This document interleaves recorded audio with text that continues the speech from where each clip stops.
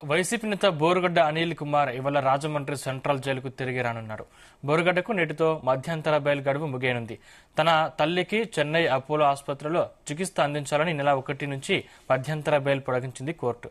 అయితే తప్పుడు medical certificate ద్వారా బెయిల్ గడువు పొడిగించుకున్నట్లు కోర్టుకు వెల్లడించారు పోలీసులు.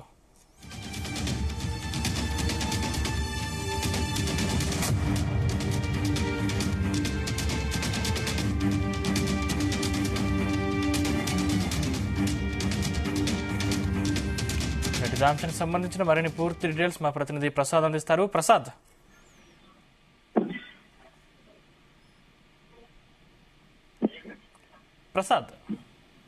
సందీప్, ఏదైతే గుంటూరుకు చెందిన రౌడీ షీటర్ బోరుగడ్డ అనిల్ సంబంధించి ఏదైతే మధ్యంతర బెయిల్ గడువు ఇవాళ్లతో ముగుస్తుంది. సాయంత్రం 5 గంటలలోపు బోరుగడ్డ అనిల్ ఇక హాజరు కావాల్సి ఉంది. ఏదైతే రాజమండ్రి సెంట్రల్ జైలుకి తిరిగి రావాల్సి ఉంది. అయితే సెంట్రల్ జైలు అధికారులు చెప్తున్న ప్రకారం అయితే ప్రస్తుతం సాయంత్రం 5 గంటల వరకు కూడా గడువు ఉన్న నేపథ్యంలో ఆ సమయంలోగా ఇక్కడ హాజరు కావాలని కూడా చెప్తున్న పరిస్థితి అయితే ఉంది. ఈ నెల 1వ తేదీన బోరుగడ్డ అనిల్ తల్లికి అపోలోలో చికిత్స చేయించేందుకు ఈ మధ్యంతర బెయిల్ ను కూడా పొడిగించుకోవడం జరిగింది.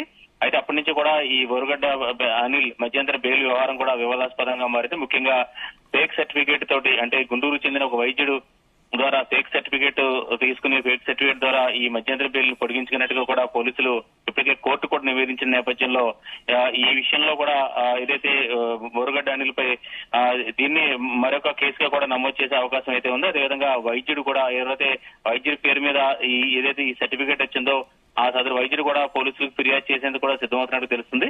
మొత్తంగా చూస్తే కనుక బోరుగడ్డ అనిల్ గత ప్రభుత్వంలో ఏదైతే వివాదాస్పద వ్యాఖ్యలు చేయడం, తీవ్ర వ్యాఖ్యలు చేయడం, ఇటు సీఎం చంద్రబాబు అదేవిధంగా అప్పట్లో డిప్యూటీ సీఎం పవన్ కళ్యాణ్ కుటుంబ సభ్యులను కూడా టార్గెట్ చేసి మాట్లాడడం, ఈ నేపథ్యంలో కూడా ఈ కేసులు నమోదు కావడం జరిగింది. రాష్ట్రంలోని వివిధ ప్రాంతాల్లో అనంతపురం అదేవిధంగా గుంటూరు ఇలా పలు ప్రాంతాల్లో కూడా ఆయనపై కేసులు కూడా ఉన్నాయి. దీనికి సంబంధించిన ఇది కస్టడీలోకి తీసుకునేందుకు కూడా పోలీసులు సిద్ధమవుతున్నారు. ఈ క్రమంలో బోరుగడ్డ అనిల్ ఇక్కడ రాజమండ్రి సెంట్రల్ జైలు, అంటే గత ఏడాది అక్టోబర్ లో బోరుగడ్డ అనిల్ ను అరెస్ట్ చేయడం జరిగింది. అప్పటి నుంచి కూడా చూస్తే కనుక అనేక వివాదాలు ఈ అరెస్ట్ వ్యవహారంలో ఉన్నాయి. ముఖ్యంగా బోరుగడ్డ అనిల్ ను రాజమండ్రి సెంట్రల్ జైలుకి తరలిస్తున్న క్రమంలో మధ్యలో ఒక రెస్టారెంట్ లో ఆగి కానిస్టేబుల్ తో కలిసి బిర్యానీ తినడం, ఇలాంటి విషయాలను కూడా వైరల్ కావడం జరిగింది. అప్పట్లో కానిస్టేబుల్స్ పై కూడా సస్పెన్షన్ వేటు పడింది. ప్రస్తుతం చూస్తే కనుక బోరుగడ్డ అనిల్ రాజమండ్రి సెంట్రల్ జైల్లో ఉంటున్న క్రమంలో ఏదైతే ఖైదీ రిమాండ్ ఖైదీకి వర్తించే నిబంధనల ప్రకారం వారానికి 2-3 సార్లు ఫోన్ కాల్ చేసుకునే అవకాశం ఉంది కుటుంబ సభ్యులకి. అయితే ఆ ఫోన్ కాల్స్ లో కూడా కొంత కాన్ఫరెన్స్ కాల్ ద్వారా మాట్లాడుతున్నారని చెప్పి కూడా ఒక ఆరోపణలు అయితే ఉన్నాయి. మొత్తం మీద ఈ వ్యవహారాన్ని ఇటు పోలీసులు సీరియస్ గా తీసుకునే పరిస్థితి అయితే కనిపిస్తుంది. బోరుగడ్డ అనిల్ మరింతగా చిక్కునే పరిస్థితి అయితే కనిపిస్తుంది. ముఖ్యంగా ఈ ఫేక్ సర్టిఫికేట్ అనేది కూడా ఇప్పటికే పోలీసులు కోర్టుకు నివేదించడం జరిగింది. దీంతో కోర్టు ఎలాంటి చర్యలు తీసుకుంటుందని కూడా చూడాల్సి ఉంది. మొత్తం మీద ఇవాళ సాయంత్రం 5 గంటల వరకు కూడా మధ్యంతర బెయిల్ ముగిసేందుకు సమయం ఉంది. ఈ లోపే బోరుగడ్డ అనిల్ ఇక్కడికి చేరుకునే అవకాశం అయితే కనిపిస్తుంది. లేదంటే బెయిల్ రద్దయి మరింతగా అంటే వాస్తవం చూస్తే కనుక బోరుగడ్డ అనిల్ కూడా కొద్దిగాల నుంచి కూడా అందుబాటులో లేరు. ఆయన ఫోన్ నెంబర్ కూడా పనిచేయట్లేదని తెలుస్తుంది.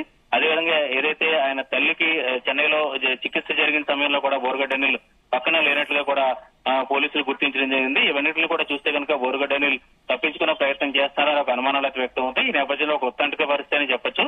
సాయంత్రం 5 గంటల లోపు వరకు కూడా గడువు ఉన్న నేపథ్యంలో ఈ లోపే బోరుగడ్డ అనిల్ ఇక్కడ చేరుకునే అవకాశాలు ఎక్కువ కనిపిస్తున్నాయి. ఇంకా జైలు అధికారులకు అయితే ఎలాంటి సమాచారం లేదని కూడా చెప్తున్నారు. సందీప్, ప్రసాద్, అంటే బోరుగడ్డ లొంగిపోతాడా లేదా అనే దానిపై ఉత్కంఠ నెలకొంది. అసలు నిజంగా ఒకవేళ లొంగిపోకపోతే ఎటువంటి సెక్షన్లు మళ్ళీ నమోదు చేసే అవకాశం ఉంది? ఖచ్చితంగా ఇది చాలా తీవ్రమైన నేరాలు. ఎందుకంటే బెయిల్ పై ఉండి తిరిగి జైలుకి మధ్యంతర బెయిల్ పై వెళ్లి తిరిగి జైలుకి హాజరు కాకుండా తీవ్రమైన నేరంగానే పరిగణిస్తారు. వెంటనే కోర్టుకు న్యాయస్థానానికి ఆ విషయాన్ని వెల్లడించి అక్కడి నుంచి కూడా ఈ ఏదైతే గాలింపు చర్యలు కావచ్చు, ఏదంటే లుకౌట్ నోటీస్ కూడా జారీ చేసే అవకాశాలు అయితే ఉన్నాయి. ఎందుకంటే ఇది విదేశాలకు పారిపోకుండా లుకౌట్ నోటీసులు కూడా జారీ చేసే అవకాశాలు అయితే ఉన్నాయి. అయితే ప్రస్తుతం ఇప్పటికే బోరుగడ్డ అనిల్ చాలా చిక్కుల్లో ఉన్నారు. గతంలో ఆయన చేసిన వివాదాస్పద వ్యాఖ్యలు కావచ్చు, పలు నేరాలకు సంబంధించి కోర్టు గుంటూరులో పలు కేసులు కూడా నమోదైన నేపథ్యంలో ఇప్పటికే దాదాపు 4 నెలల 4-5 నెలల నుంచి కూడా ఆయన జైలు శిక్ష కొనసాగుతుంది. అయితే కొన్ని కేసుల్లో కొంత బెయిల్ వచ్చే వెసులుబాటు ఉన్నప్పటికీ కూడా మరిన్ని కేసులు ఆయన మెడకు చుట్టుకున్నాయి. ప్రస్తుతం చూస్తే కనుక ఆయన తల్లికి వైద్యానికి సంబంధించిన ఫేక్ సర్టిఫికేట్ ఇవన్నీ కూడా మళ్ళీ ఈ అతను శిక్షాకాలం పెరిగే పరిస్థితి అయితే కనిపిస్తుంది. ఈ నేపథ్యంలో బోరుగడ్డ అనిల్ దాదాపుగా లొంగిపోయే అవకాశాలు అయితే ఏదైతే తిరిగి రాజమండ్రి సెంట్రల్ జైలుకి హాజరయ్యే అవకాశాలు అయితే ఎక్కువగా కనిపిస్తున్నాయి. సాయంత్రం 5 గంటల వరకు సమయం ఉన్న నేపథ్యంలో అప్పటిలోగా వస్తారని చెప్పి కూడా ఇక్కడ జైలు అధికారులు కావచ్చు, జైలు సిబ్బంది కానీ భావిస్తున్న పరిస్థితి ఉంటుంది. Thank you Prasad.